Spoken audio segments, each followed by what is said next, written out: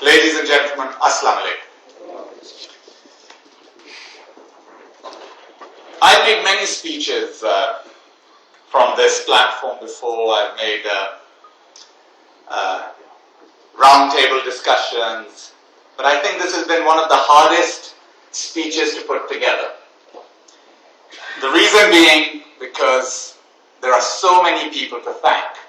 You don't know where to start. And you don't want to miss anybody, because a company that becomes an institution takes a lot of guts, courage, hard work. Making a company is easy, making an institution is really tough. And making this video celebrating Chairman Saab and Honda's partnership over 50 years was deeply humbling. We went over 78 albums of photographs.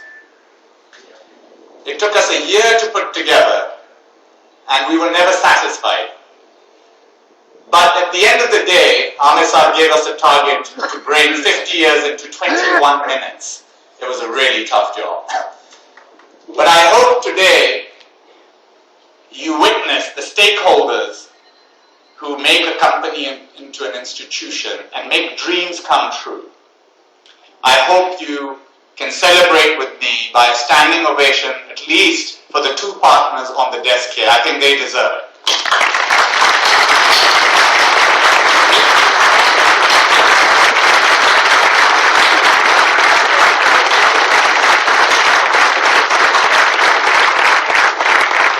Thank you. So, what is it that I can speak about? Well, I think I'll share with you that while making this video, the questions I was asked. And there were 5 questions that kept coming out. The first one was, what's your earliest memory of Honda? Well, personally, I'm sure everybody sitting here has a story. Everybody who watched the video probably it provoked a memory. For me, it was when I was 10 years old, and we were supposed to go on a summer holiday. And Shirazi Saab said, we're going to Brazil. And you know, for me, Brazil meant football. Lots of Amazonian rivers, beautiful ladies, samba. I was 10 years old, but I knew all that.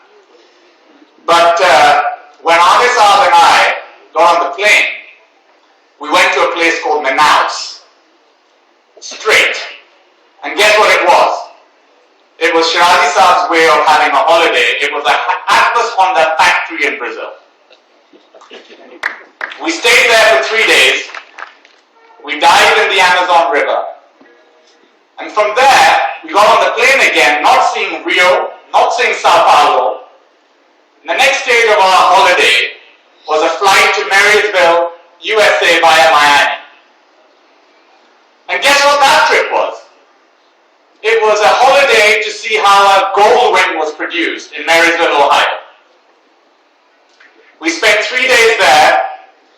The only thing I remember is Jack Nicklaus. I was introduced to Jack Nicklaus for the first time in my life because we were taken to a golf course, which was apparently from where he learned his golf. And it stuck with me forever. But Marysville factory and Jack Nicklaus for me are in unison when I think of my first trip to the USA. From Marysville, our flight took us to Tokyo. And there, yes, we had a slight holiday because it was a weekend. But a chap called Mr. Nisho, who was the first engineer sent to Atlas Honda factory in Karachi, greeted us at the factory, at the airport. He took us to his home. The first time I ever went to a Japanese home, it was humbling. It was something exciting. The love, the affection, the culture. Suddenly it felt like home. It felt like Shirazi Saab's home. It was tough. Not particularly big, because we also lived in a flat. But it was full of dreams.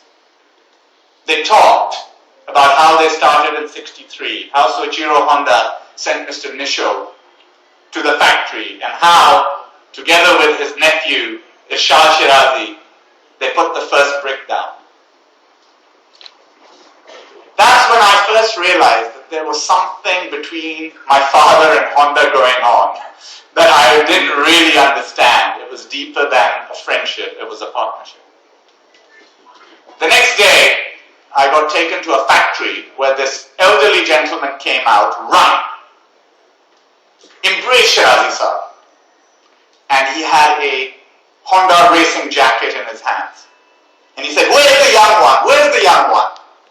And this old man put me in this jacket whose arms were about half a feet longer than they should have been. It was Soichiro Honda. And he put the jacket on, hugged Shirazi Saab, and took him away. And I stood there. For 3 hours, it was me sitting in this office with a jacket on and a very pretty Honda secretary trying to entertain me, getting nowhere. I was bored. When the meeting finished, I got taken to a showroom downstairs in the factory. And my father said to me, "Happy birthday." He presented me with my first motorcycle, a three-wheeler. And Mr. Soichiro Honda presented me with the second motorcycle, the Honda Dance. 35 years later, these motorcycles are still part of the family. And generation after generation have ridden them. I fell in love with Honda.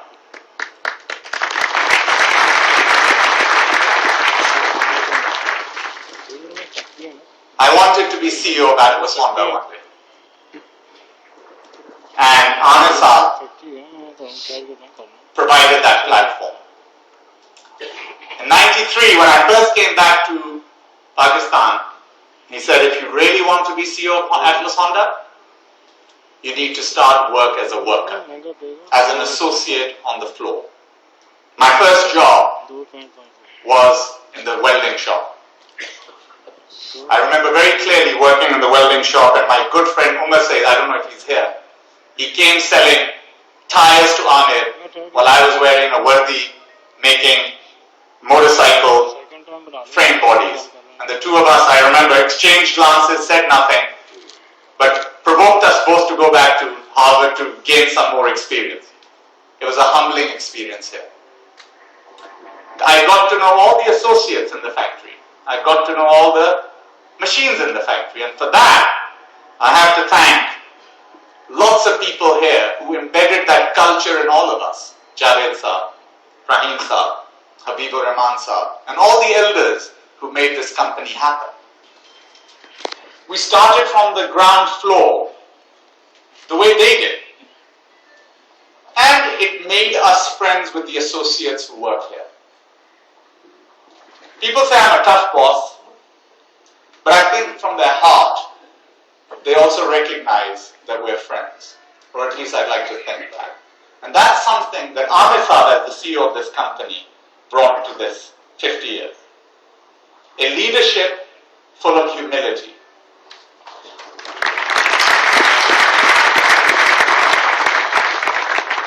My friends in the US and UK know this company well. Shirazi Saab's way of educating us was go to a boarding school at age 5, the school of hard knocks. HSM was a tough place to go to when you were 5 years old. Go to a British boarding school when you were 10, and don't come home till you were 26. Be a human being who learned through tough ways. But along the way, he taught us a lot of values. He taught us how a joint venture or how a partnership succeeds. And the partnership succeeds. The easy way is just to say it's a combination of technical know-how brought by Honda and the local know-how brought by Atlas. That's one way to describe it, and I think it's an apt way. But I think over the years I've realized there's another reason why this particular joint venture has succeeded. And I think it's the sharing of the DNA. Sharing of the fighting spirit. in easy times. I think anybody can manage a successful company. But the real DNA comes through when a company faces tough challenges. And I would like to share with you 4 challenges that touched me while seeing the last decade of this company's growth. I watched from afar how the Atlas epoch experience of losing our factory in Bangladesh created a challenge, a spirit in Atlas organization that perhaps from afar I didn't understand. What a loss brings to you, success can never. What a failure brings to you, winning can never. And that was something I watched Shirazi Saab emerge from. I have never heard him be pessimistic about Pakistan. He's the most optimistic person I know. Even today, as we have less than 3 weeks of reserve, my banker friends are here, hardly smiling, smile. Shirazi Saab thinks it will be okay. Be optimistic. He thinks it's a young country. It's only 65 years old. Nations take 2,000 years to become old, like Japan. The reason they have culture, unity, discipline, where everything goes according to a plan, happens when you have 2,000 years of nationhood. The second thing I learned was when 9/11 happened, every company was scared and wanted to leave this country. I received a call from Honda, Toshida-san, Katsuro-san.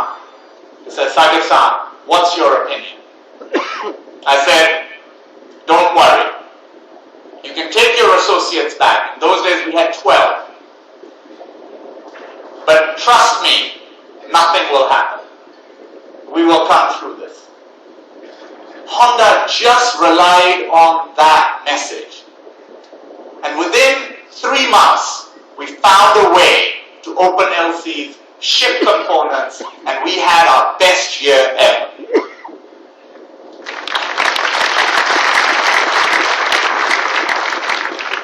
There are 2 experiences, and I don't want to embarrass anybody on the dais, but I would like to share. I saw an interesting episode when suddenly there was an earthquake in Japan, and Honda was in crisis, deep crisis. And in the middle of this crisis, I had an appointment to see Ito-san. He was visiting nuclear-affected areas, radiation-affected areas. And I feared that he would not meet me, and I understood. And I kept sending a message back through my friend at that time, Ishikawa-san. Tell Ito-san, it's okay, I understand. Ito-san said, this is life. We don't cancel commitments because of life. This is a challenge. And he kept the meeting for the day schedule. Thank you, Ito-san. His year-end speech at the end of the year was one of the most inspirational speeches I've ever heard. I got it on a DVD, Ito-san. And in it, he very freely admitted, which is difficult for a Japanese person to do, he admitted that at New Year's, he went to the temple and the shrines and he sought meditation from the spirits and gods above. That is a human way. It is a Muslim way. It is a Japanese way. Thank you. It motivated our people here how to deal with crisis. A similar thing happened a year later. It was unbelievable. Earthquake had happened, and a year later, Thai floods took place. And I had an appointment with Mr. Kobayashi, who is the president of Asia Oceania. He was in deep meetings. And again, I asked my friend, Junior Kobayashi, to convey, it's okay. We don't have to have dinner. He showed up on time. please don't report this, had no dinner, but had a drink with me. That gesture for 2 hours, not to have dinner, but sit with me for 2 hours at a dining table, is what this partnership is about. Commitment. Sticking by in tough times. In tough times, people look for excuses. They like to break partnerships. This particular partnership is built at a time of crisis. And I'd like you all to applaud the people on the stage here.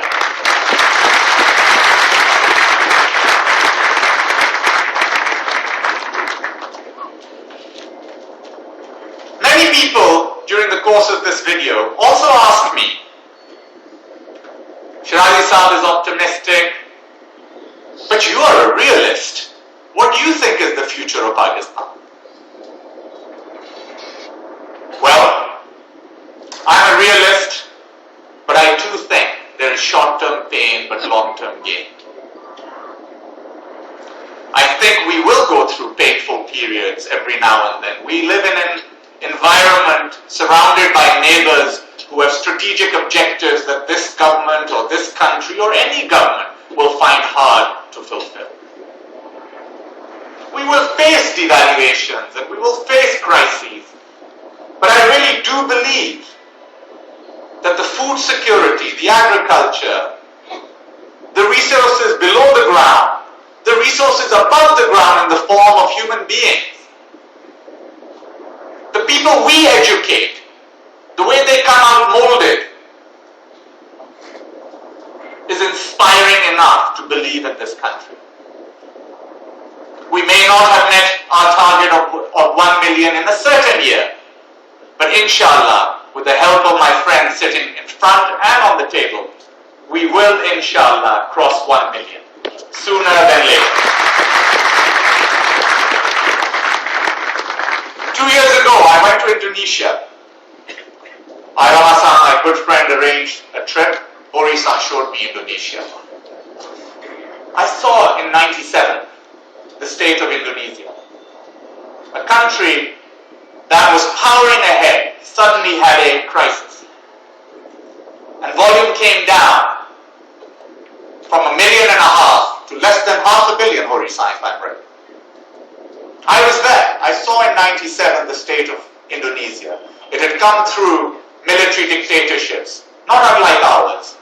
It had come through a culture where democracy wasn't embedded, not unlike ours. And it was a country that had no systems, law and order. It was just easy money that fueled an economy. I think it sounds a bit familiar to our recent boom and bust in real estate. Our easy way, I believe, we are 97 Indonesia. If not, in 15 years we become full Indonesia, I do believe we'll become 2/3 Indonesia. Unless we can convert women into motorcycle riders also. If that happens, perhaps we'll be full Indonesia. But we have to believe, this company, 50 years, makes us believe that you can have the power of dreams, but perhaps you have to think generation after generation. The two companies' slogan is the most apt way that I feel about Pakistan, the way I feel about the future of this company, this partnership. And I want to congratulate everybody who's here. There are people who've come from Kabul, from Quetta, from Gwadar, from Kashmir, from Lahore Maclour Road, Karachi, vendors, dealers, bankers, friends, board members. I want to congratulate you all.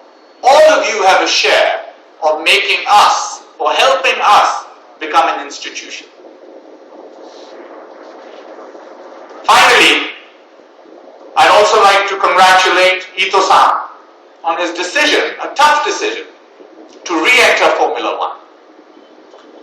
People laugh about it, but every time Honda withdraws from F1, I get nervous. And every time it enters Formula One, I get excited. it means the future is bright. So congratulations, Ito-san. But I also want to congratulate my friend Aoyama-san.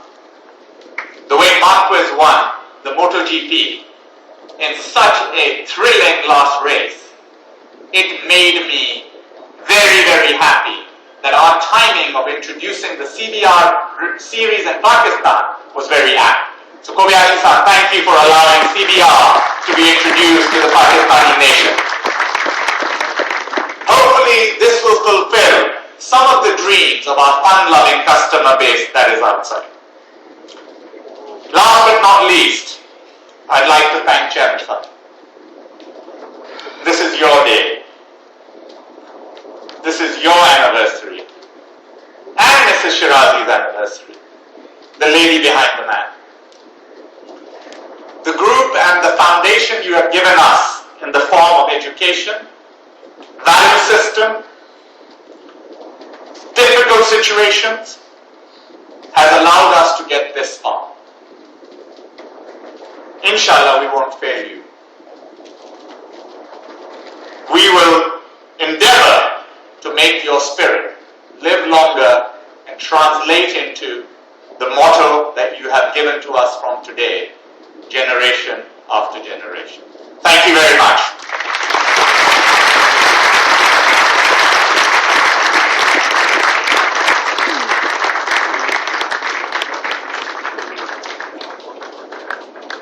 Thank you very much, Saquib sir.